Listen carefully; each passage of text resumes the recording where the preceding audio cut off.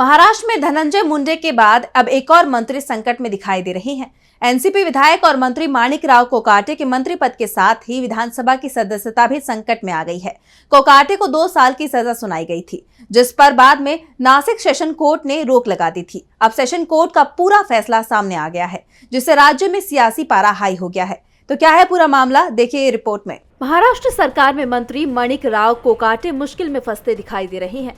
फर्जी कागजात की मदद से सरकारी फ्लैट हासिल करने का उन पर आरोप है। इस मामले में उन्हें जिला कोर्ट ने 2 साल की जेल और 50,000 रुपए जुर्माने की सजा सुनाई थी।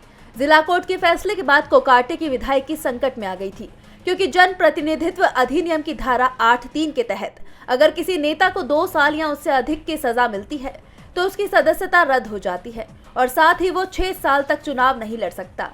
वो किसी संवैधानिक पद पर नहीं रह सकता।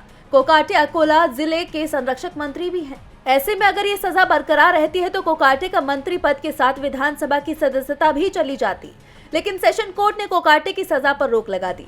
नासिक सेशन कोर्ट ने कोकाटे को राहत देते हुए कहा कि अगर कोकाटे की 2 साल की जेल की सजा को बरकरार रखा जाता है तो उनकी विधायकी रद्द हो जाएगी और फिर से चुनाव कराने होंगे। इससे सरकार का पैसा खर्च होगा, जो वास्तव में जनता का है।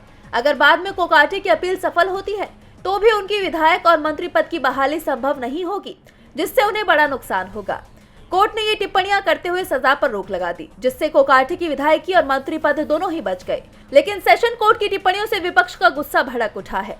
विधानसभा में कांग्रेस के नेता विजय वडेट्टीवार ने कहा कि कोर्ट की ये दलील हास्यास्पद है कि सजा सुनाने से चुनावी खर्च बढ़ेंगे, इसलिए कोकाटे को स्टे दिया गया है। कोर्ट अगर इस तरह की दलील देगा तो लोग न्याय के लिए किसके पास जाएंगे? अगर कोई शख्स किसी की जान ले लेता है तो भी कोर्ट इस तरह का कोई तर्क देगा क्या? किसी ने भी अपराध किया है तो उसे सजा जरूर होनी चाहिए। शरद पवार की अगुवाई वाली एनसीपी से विधायक रोहित पवार ने भी इस पर तीखी प्रतिक्रिया दी है। रोहित पवार ने कहा कि नासिक सेशन कोर्ट का फैसला दुर्भाग्यपूर्ण है।